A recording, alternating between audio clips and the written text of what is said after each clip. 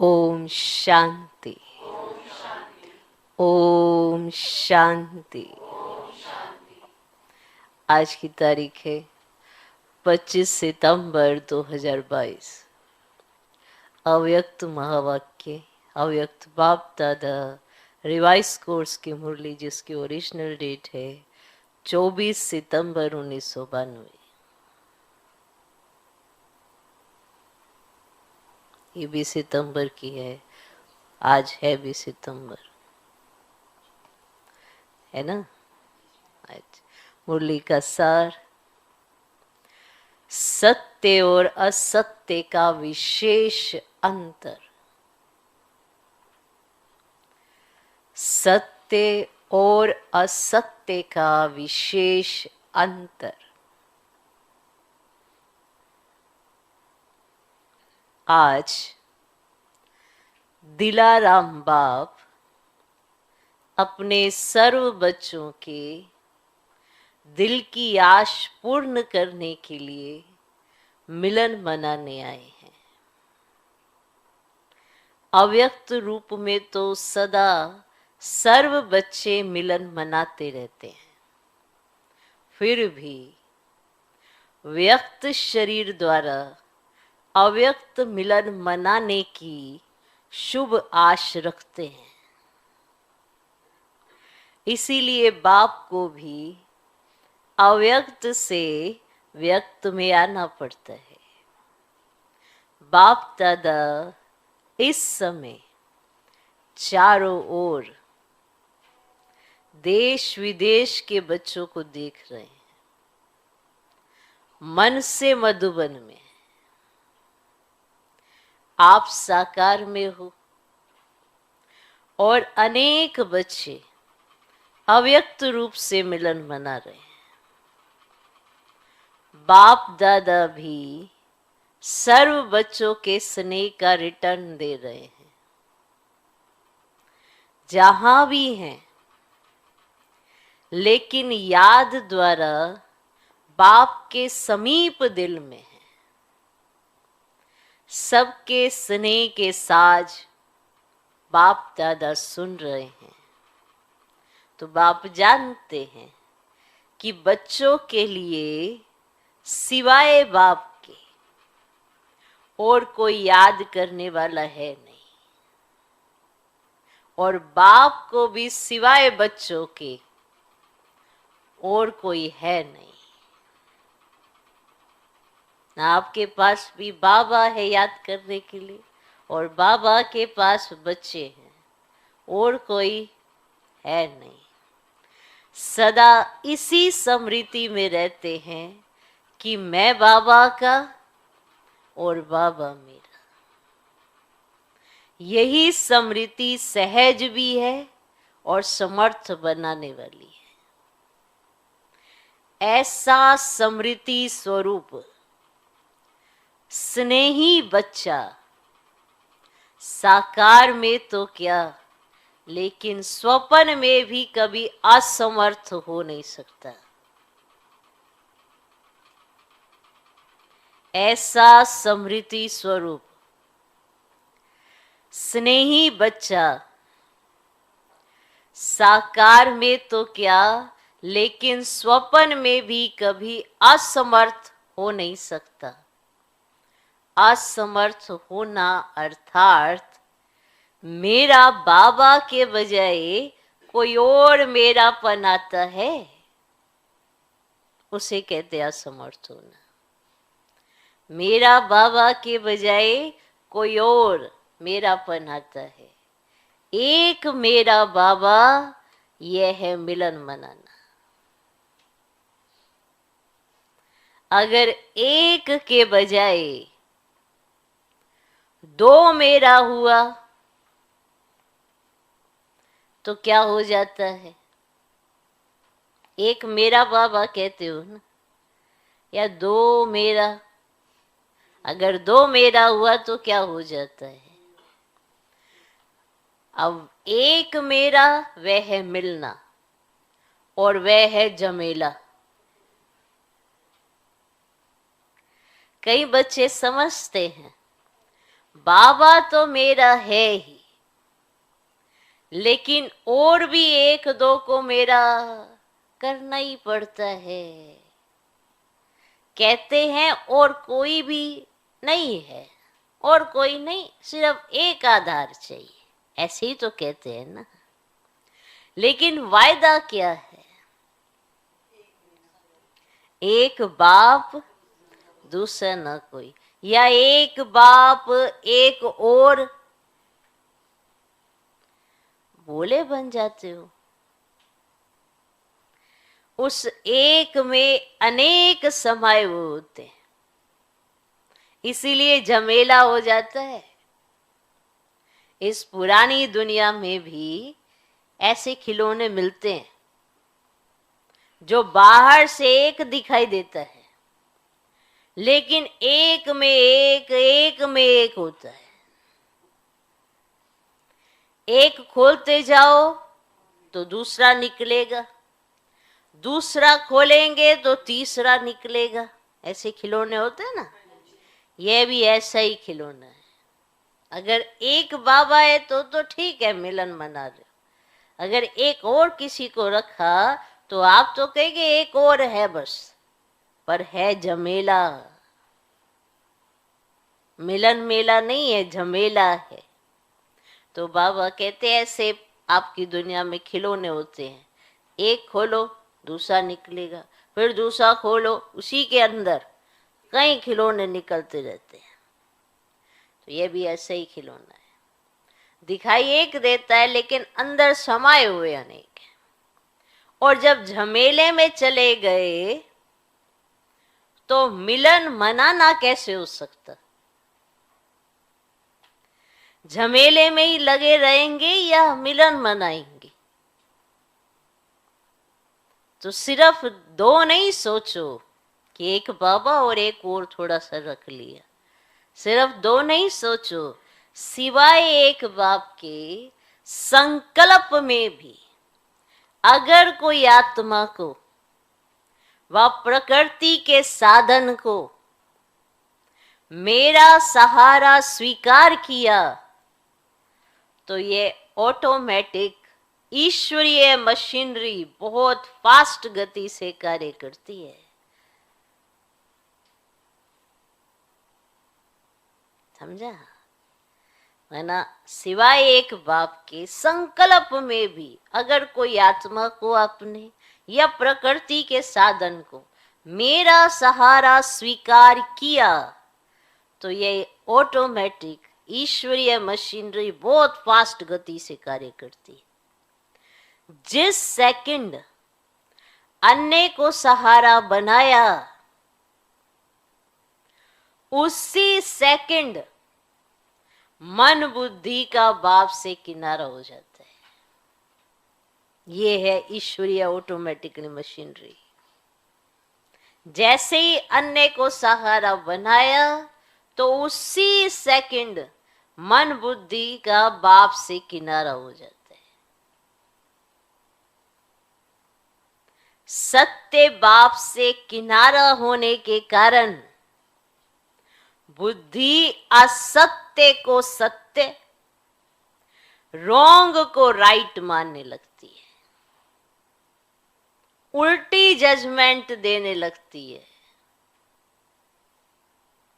कितना भी कोई समझाएगा कि ये राइट नहीं है, लेकिन वे यथार्थ को, सत्य को भी असत्य की शक्ति से समझाने वाले को रॉन्ग सिद्ध करेगा।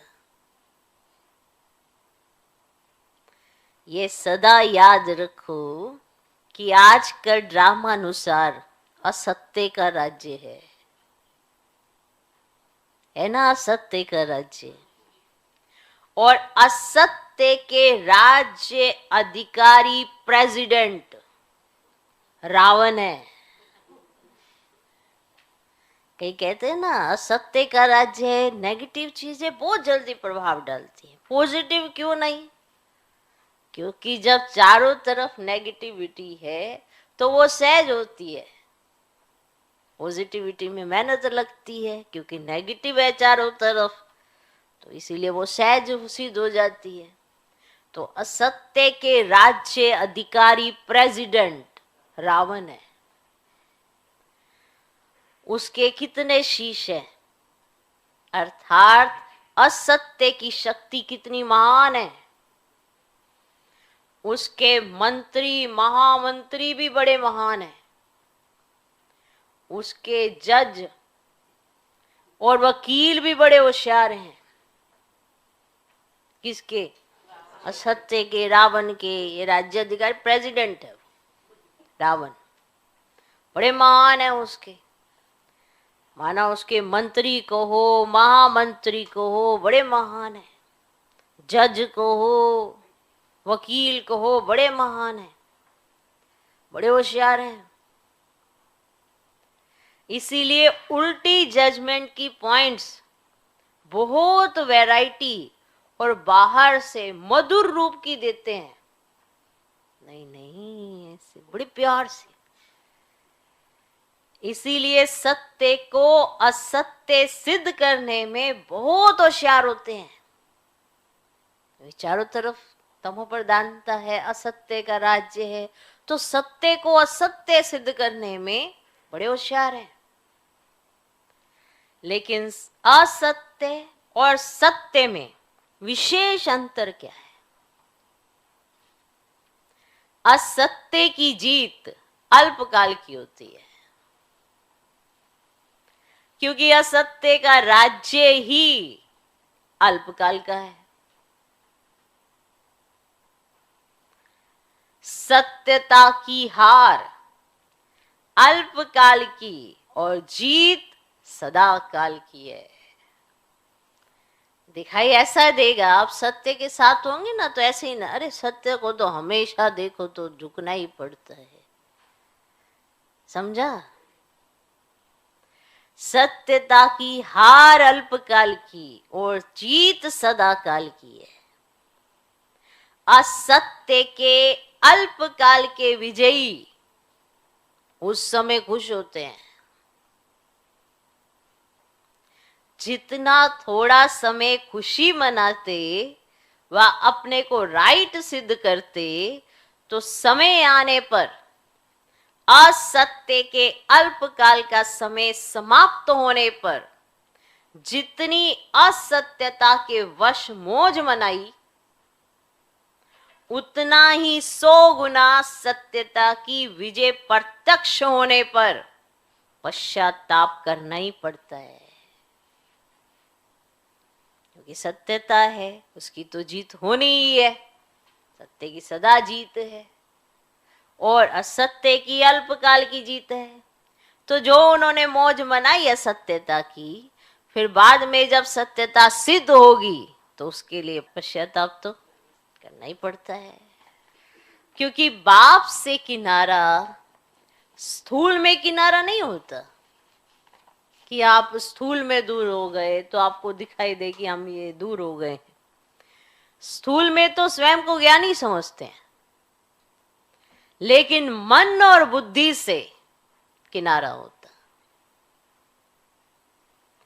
और बाप से किनारा होना अर्थात सदा काल की सर्व प्राप्तियों के अधिकार से संपन्न के बजाय अधूरा अधिकार प्राप्त होना। कई बच्चे समझते हैं कि असत्य के बल से असत्य के राज्य में विजय की खुशी व मौज इस समय तो मना ले, भविष्य किसने देखा? कौन देखेगा? हम भी भूल जाएंगे, सब भूल जाएंगे।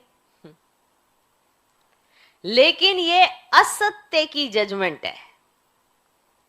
भविष्य वर्तमान की परछाई है। आज वर्तमान में क्या करते हो तो भविष्य में तो वही पाओगे ना। भविष्य वर्तमान की परछाई है। बिना वर्तमान के भविष्य नहीं बनता। असत्य के वशीभूत आत्मा वर्तमान समय भी अल्पकाल के सुख के नाम मान शान के सुखों के झूलों में झूल सकती है और झूलती भी है, लेकिन अतीन्द्रिय अविनाशी सुख के झूले में नहीं झूल सकती। अल्पकाल की खुशी होगी, हाँ देखो जी मैंने गलत जो है ना वो सिद्ध करके दिखा दिया, अल्पकाल की उसे खुशी होगी। लेकिन जो अतीन्द्रिय अविनाशी सुख के झूले हैं उसमें वो नहीं झूल सकती, उसे चैन की सांस नहीं आएगी, उसे चैन फील नहीं होगा, क्योंकि वो असत्य के राज्य की, उसमें असत्य चीजों को लेके चली आत्मा। तो अतीन्द्रिय अविनाशी सुख के झूले में नहीं झूल सकती। अल्पकाल के शान मान और नाम की मौज मना सकते हैं, लेकिन सर्वात्माओं के दिल के स्नेह का, दिल की दुआओं का मान नहीं प्राप्त कर सकते। दिखावा मात्र मान पा सकते हैं, दिखावे के लिए लोग उन्हें मान दे सकते हैं, लेकिन दिल से मान नहीं पा सकते। अल्पकाल का शान मिलता है, लेकिन बाप से सदा दिल तख्त नशीन का शान अनुभव नहीं कर सकते। माना थोड़े समय के लिए नाम हो गया असत्य वालों का, थोड़े समय के लिए उन्हें मान मिल गया, थोड़े समय के लिए उनको शान मिल गई, लेकिन वो नहीं पा सकते जो सत्य वाला पा सकता है। एक तो अतीन्द्रिय सुख के झूले नहीं है उनके पास, और दूसरा दिल तख्त नशीन शान की अनुभूति नहीं कर सकते, दिल का मान नहीं पा सकते। थोड़े समय का नाम होगा फिर खत्म। तो असत्य के साथियों द्वारा नाम प्राप्त कर सकते हैं, लेकिन बाप दादा के दिल पर नाम नहीं प्राप्त कर सकते, क्योंकि बाप दादा से किनारा है। भविष्य की बात तो छोड़ो, वह तो अंडरस्टूड है, लेकिन वर्तमान सत्यता और सत्यता की प्राप्ति में कितना अंतर है। एक दूसरा मेरा बनाया, अर्थात असत्य का सहारा लिया, कितना झमेला हुआ। कहने में तो कहेंगे और कुछ नहीं, सिर्फ कभी कभी थोड़ा सहारा चाहिए, लेकिन वायदा तोड़ना अर्थात झमेले में पड़ना, क्या ऐसा वायदा किया है एक मेरा बाबा और कभी कभी दूसरा भी अलाउ है? ये लिखा था क्या? चाहे अल्पकाल के नाम मान शान का सहारा लो, चाहे व्यक्ति का लो, चाहे वैभव का लो, जब दूसरा ना कोई तो फिर दूसरा कहां से आया? ये असत्य के राज्य के झमेले में फंसाने की चतुराइयां हैं। जैसे बाप कहते हैं ना, मैं जो हूं जैसा हूं वैसा मुझे नंबरवार जानते हैं, ऐसे असत्य के राज्य अधिकारी रावण को भी जो है जैसा है वैसे सदा नहीं जानते हो, कभी भूल जाते हो कभी जानते हो। राज्य अधिकारी है तो ये ताकत कम होगी, चाहे झूठा हो चाहे सच्चा हो, लेकिन राज्य तो है ना। इसीलिए अपने को चेक करो, दूसरे को नहीं। अपने को चेक करो, दूसरे को नहीं। आजकल दूसरों को चेक करने में सब होशियार हो गए हैं, सब होशियार हो गए हैं दूसरों को चेक करने में। बाप दादा कहते हैं अपना चेकर बनो और दूसरे का मेकर बनो, लेकिन करते क्या हो? दूसरे का चेकर बन जाते हो और बातें बनाने में मेकर बन जाते हो। माना एक छोटी सी बात होगी ना, उसको फुल स्टॉप लगाने में इतनी मेहनत लगाएंगे, बात पे बात, बात पे बात, बात पे बात, ऐसा था वैसा था वैसा था ऐसा था, इतनी बातें। दूसरे के चेकर बन गए और अपनी बातें बनाने में मेकर बन गए। चेकर और मेकर बाप दादा रोज की हर एक बच्चे की कौन सी कहानियां सुनते हैं, कितनी कहानियां बनाते हैं ना। किसी ने कहा कि जब हम रूढ़ियान करते हैं तो ये भी तो याद की यात्रा ही है ना। तो कल एक बहुत अच्छा विशेष पॉइंट आया कि रूढ़ियान में आप आत्मा के चक्र की रूढ़ियान कर रहे हैं, आत्मा के उत्थान या पतन की बात कर रहे हैं, या देह और देहधारियों की बातें कर रहे हैं। आप तो अपनी तरफ से रूढ़ियान ही कर रहे हैं, पर रूढ़ियान किसके साथ कर रही है? जो रूहों का बाप है। तो उसके साथ जो आपकी रूढ़ियान हो रही है वो रूह पे हो रही है या देह और देहधारियों पे हो रही है? तो उसके आधार पर वो याद की यात्रा कहलाई जाएगी ना। हम कहते हैं हमने आज बाबा के साथ बहुत रूढ़ियान की। क्या? बाबा देखो मिस्त्री नहीं आ रहा, बाबा देखो ये मजदूर क्या कर रहे, बाबा देखो मेरी मशीन खराब हो गई। ये रूढ़ियान नहीं है, ये कहानी सुना रहे हैं। अब इसे हम याद की यात्रा कह दें? आपके आसपास आपके साथ जो हो रहा है, बड़ा विशेष पॉइंट लगा कि सच में रूढ़ियान क्या होती है। जब हम याद में बैठते हैं तो हम बाबा से कहते हैं कि बाबा मैं क्या थी आत्मा और आपने मुझे अडॉप्ट कर लिया, क्या से क्या बना दिया। अब यहां ये क्या हो रही है? रूढ़ियान हो रही है। जैसे बाबा भी मुरलियों में कई बार कहते हैं कि आप कितने प्यारे, ये क्या है? रूढ़ियान है विद याद।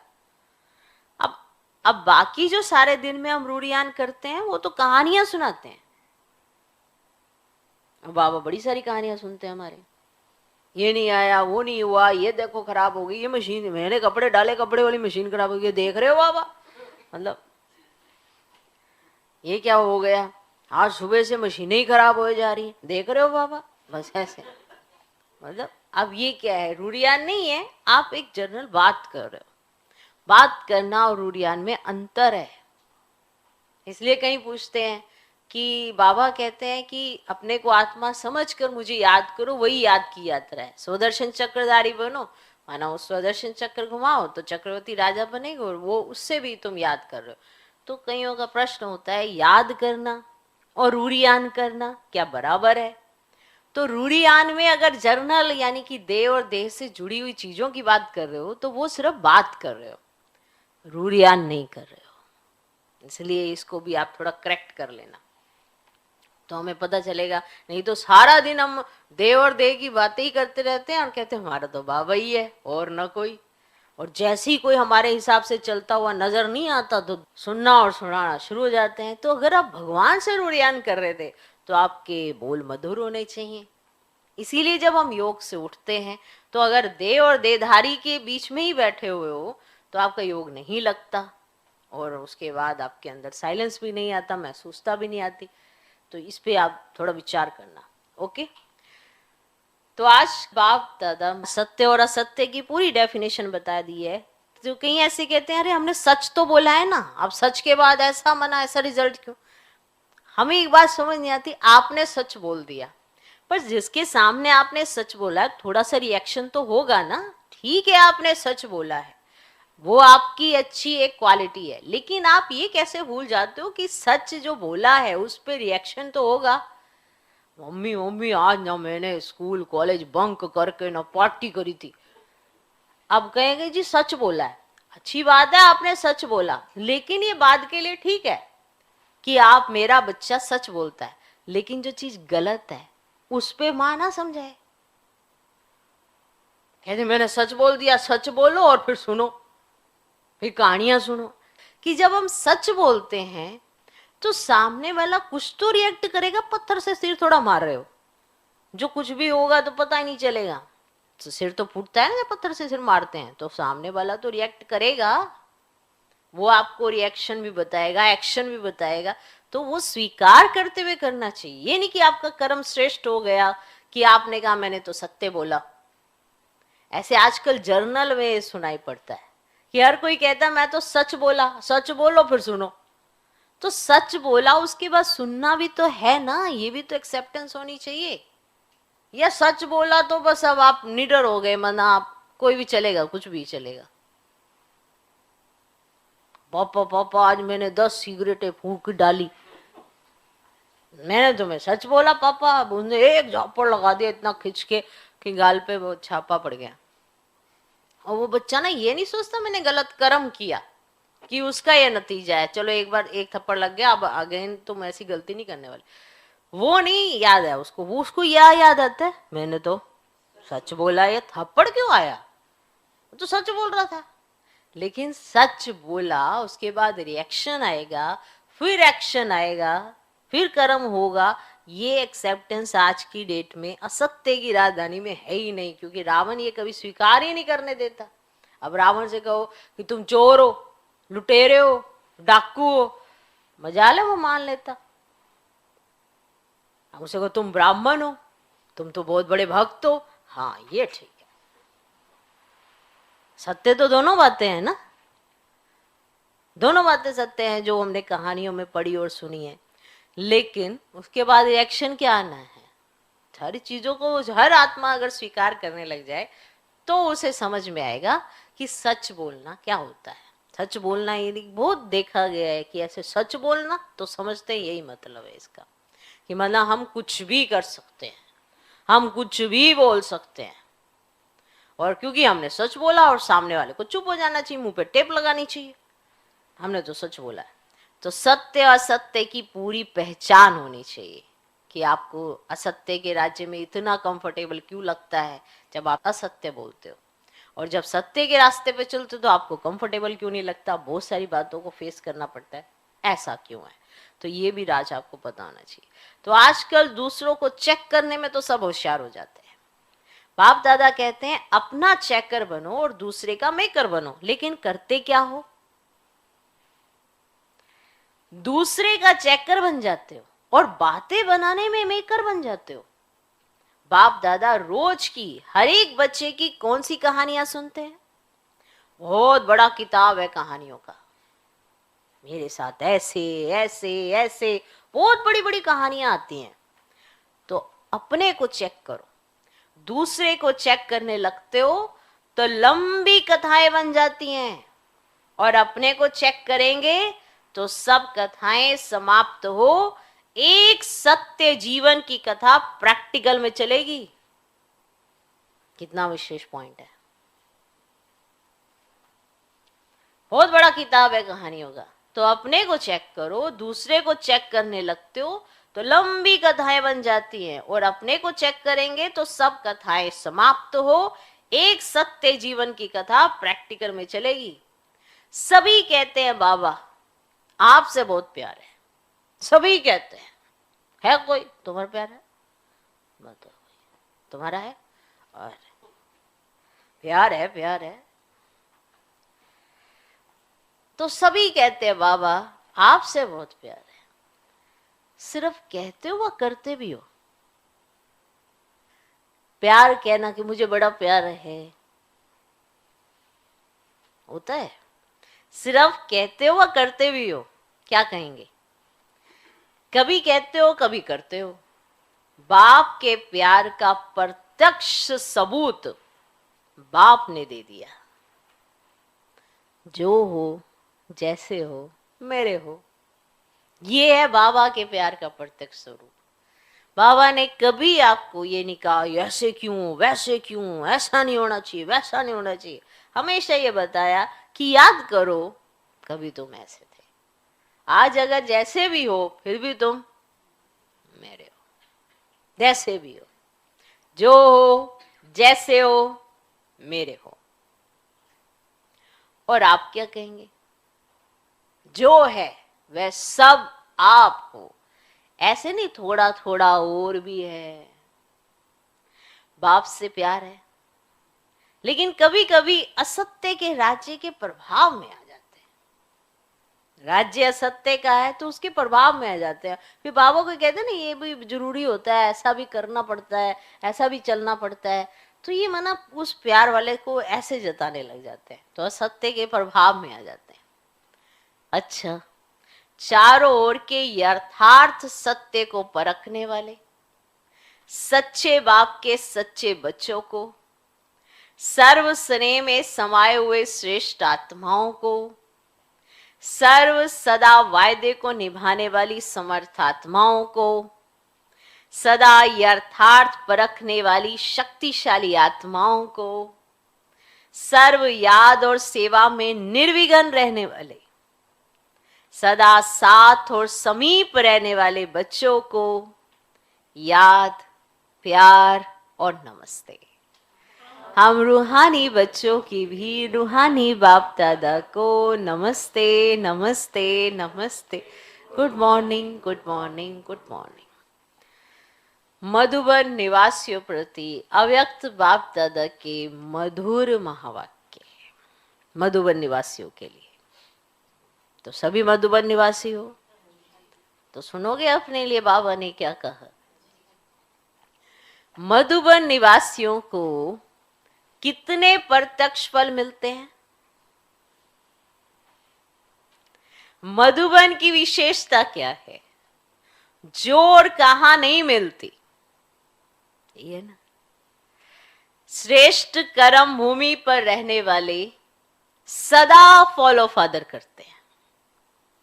मधुबन की श्रेष्ठता तो यह है कि ब्रह्मा बाप की विशेष कर्म भूमि है। तो मधुबन निवासी जो भी कर्म करते हैं वो फॉलो फादर करते हैं। कर्म भूमि में विशेषता कर्म की है तो कर्म में फॉलो है। जो भी अमृत वेले से लेकर रात तक कर्म करते हो उसमें फॉलो फादर है। मधुबन निवासियों को और एक्स्ट्रा कर्म भूमि की याद का बल है। वह कर्म में दिखाई देता है, वह देना है, क्या कहेंगे? आप अपने में देखते हो, एक एक कदम सामने लाओ, उठना, बैठना, चलना, बोलना, संबंध संपर्क में आना, सब में ब्रह्मा बाप के कर्म को फॉलो है। कर्म भूमि का फायदा तो यही है ना, तो इतना लाभ ले रहे हो। शक्तियां क्या समझती हैं? कर्म भूमि का लाभ जितना मधुबन ले सकता है उतना औरों को लेने आना पड़ता है और आपको मिला हुआ है। वरदान भूमि है, कर्म भूमि है, तो हर कर्म वरदान योग्य है। जो कोई भी देखे तो मुख से वरदान निकले, इसको कहेंगे वरदान भूमि का वरदान लेना। चाहे साधारण कर्म कर रहे हो लेकिन साधारण कर्म में विशेषता दिखाई दे, यही मधुबन की विशेषता है ना। विशेष ब्रह्मा बाप की अपने कर्म भूमि में रहने वालों के प्रति यह विशेष श्रेष्ठ आश है कि मधुबन का एक एक ब्राह्मण आत्मा, श्रेष्ठ आत्मा, हर कर्म में ब्रह्मा बाप के कर्म का दर्पण हो। तो दर्पण में क्या दिखाई देता है? यही दिखाई देता है ना। अगर आप दर्पण में खड़े होंगे तो हूबहू आप ही दिखाई देंगे या दूसरा? तो ब्रह्मा बाप के कर्म आपके कर्म के दर्पण में दिखाई दे। भाग्यवान हो, ये तो सदा सभी कहते भी और है भी, लेकिन हर कर्म में ब्रह्मा बाप के कर्म दिखाई दे। ये सर्टिफिकेट कौन लेगा और कब लेंगे? लेना तो है ना, या ले लिया है? जिसने ये सर्टिफिकेट ले लिया है कि हर कर्म में ब्रह्मा बाप के कर्म दिखाई दे रहे हैं, उनका बोल ब्रह्मा का बोल समान। उठना, बैठना, देखना, चलना सब समान। ऐसा सर्टिफिकेट लिया है? जिसको लेना है वो हाथ उठाओ। जिसको ये सर्टिफिकेट लेना है वो हाथ उठाओ। ये भी अच्छा है। कहने से पहले करके दिखाएंगे। लेकिन ये लक्ष्य रखो कि हर कर्म बाप समान हो। ब्रह्मा बाप को फॉलो करना तो सहज है ना। निराकारी बनना अर्थात सदा निराकारी स्थिति में स्थित होना, उसके बजाय कर्म में फॉलो करना उससे सहज है। तो ब्रह्मा बाप तो सहज काम दे रहा है, मुश्किल नहीं। तो यही सभी लक्ष्य रखो कि मधुबन में जहां देखे, जिसको देखे, ब्रह्मा बाप के कर्म दिखाई दे। कर्म में सर्वव्यापी ब्रह्मा कर सकते हो आप। अपने हर एक ब्राह्मण आत्मा कर्मों में ब्रह्मा बाप को दिखाई दे, माना ब्रह्मा बाप आपके कर्मों से नजर आना चाहिए। तो आप कर्म में तो ब्रह्मा बाप को सर्वव्यापी कर सकते हो। जहां देखे ब्रह्मा समान हो सकता है ना। मधुबन की महिमा अर्थात मधुबन निवासियों की महिमा, यही है ना। अब मधुबन की इतनी महिमा है, वो मधुबन निवासियों की महिमा है। बाबा कहते दीवारों की महिमा थोड़ा है कि मधुबन की ये दीवार बड़ी अच्छी बनी हुई है।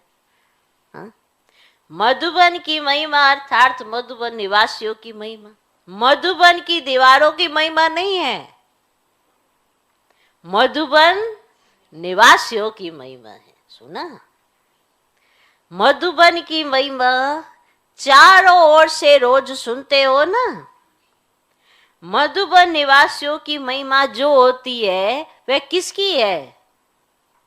आप सबकी है ना। नशा तो रहता है ना कि हम मधुबन निवासी हैं। जैसे ये नशा है वैसे ये नशा भी प्रत्यक्ष दिखाई दे कि ये ब्रह्मा बाप के समान फॉलो फादर करने वाले हैं। अच्छा, सभी संतुष्ट हो? कुछ सेल्वेशन चाहिए? सेल्वेशन की भूमि में बैठे हो, कितने बेफिक्र बैठे हो, थोड़ा शरीर की मेहनत करते हो, बाकी तो सब आपको बना बनाया मिलता है। जो शरीर की मेहनत नहीं करते हैं उनको एक्सरसाइज की मेहनत कराते हैं। अब बताओ, जो शरीर से नहीं करेगा तो उन्हों को ही तो जाना पड़ेगा ना। वो बाहर जाके एक्सरसाइज करनी पड़ेगी, जिम जाना पड़ेगा, जो शरीर से मेहनत नहीं करते हैं।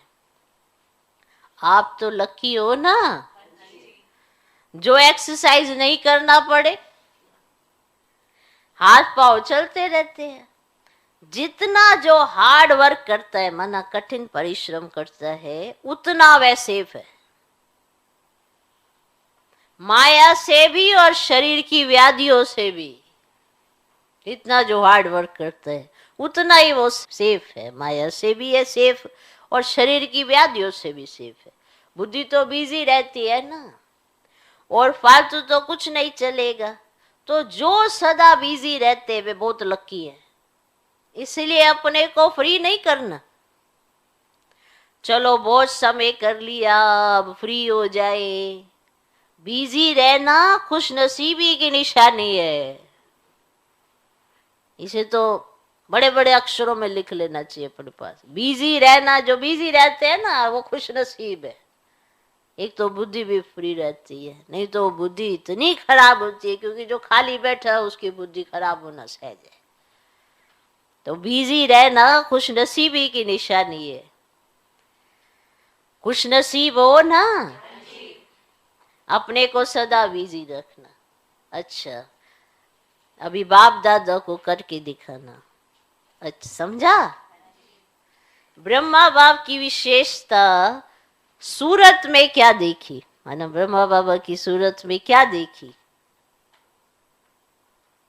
सूरत में ब्रह्मा बाबा की विशेषता क्या देखी? सूरत दिख रही बाबा की, क्या देखी? गंभीरता के चिन्ह भी और मुस्कुराहट भी है। देखो, ध्यान से देखो ब्रह्मा बाबा का चित्र। गंभीरता के चिन्ह भी है और मुस्कुराहट भी है।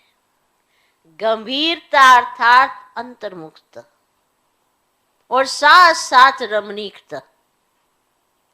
अंतर्मुखी की निशानी सदा सागर के तले में खोए हुए गंभीर मूर्त, मनन चिंतन करने वाला चेहरा, और फिर रमणीक अर्थात तो मुस्कुराता हुआ चेहरा। तो दोनों ही लक्षण सूरत में देखे ना, ब्रह्मा बाबा की सूरत से देखो क्या दिखाई पड़ता है। ऐसे आपकी सूरत भी ब्रह्मा बाप के कॉपी स्वरूप हो। सूरत और सीरत से ब्रह्मा बाप दिखाई दे, क्योंकि ब्रह्मा बाप का सेवा स्थान कर्म भूमि तो मधुबन है ना। तो इस भूमि के रहने वालों द्वारा वही कर्म सेवा प्रत्यक्ष होनी चाहिए। इसी आशा के दीपक को सदा जगाओ। ब्रह्मा बाप की आप बच्चों प्रति यही आश है। अब ऐसी दीपावली मनाओ, बाप दादा की इस एक आशा का दीपक जगाओ।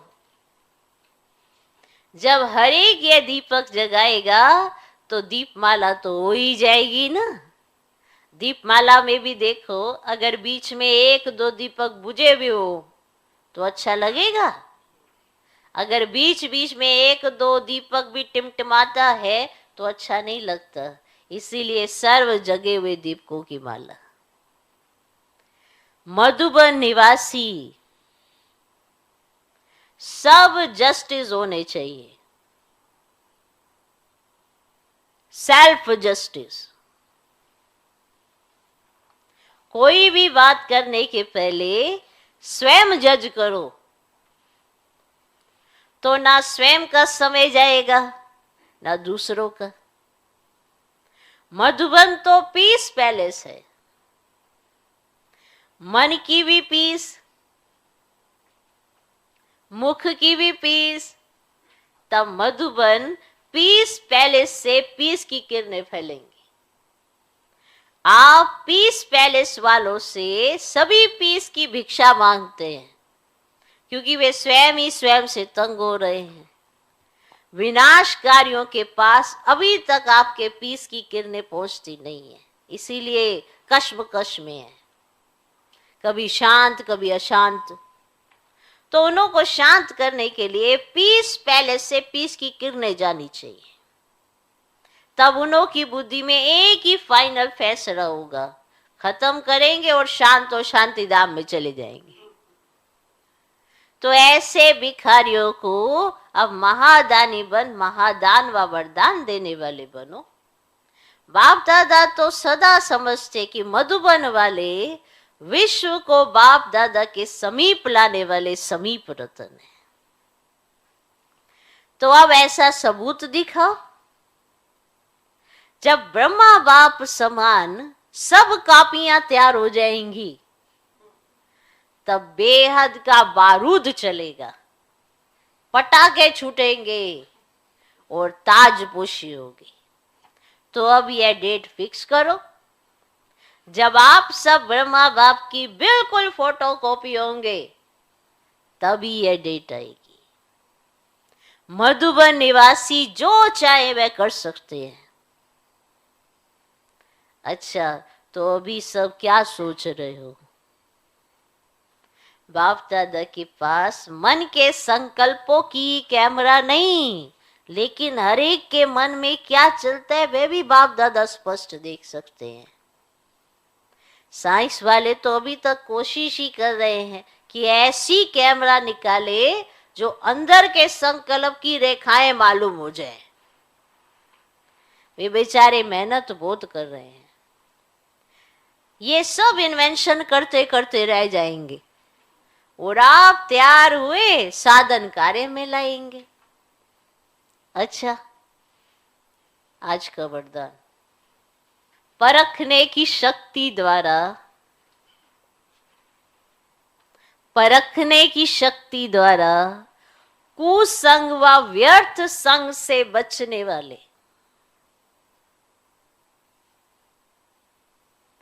शक्तिशाली आत्मा भव। परखने की शक्ति द्वारा कुसंग व व्यर्थ संग से बचने वाले शक्तिशाली आत्मा भव।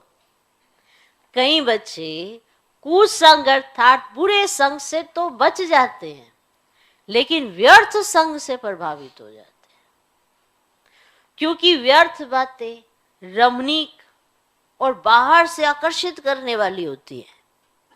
इसीलिए बाप दादा की शिक्षा है, ना व्यर्थ सुनो, ना व्यर्थ बोलो, ना व्यर्थ करो, ना व्यर्थ देखो, ना व्यर्थ सोचो।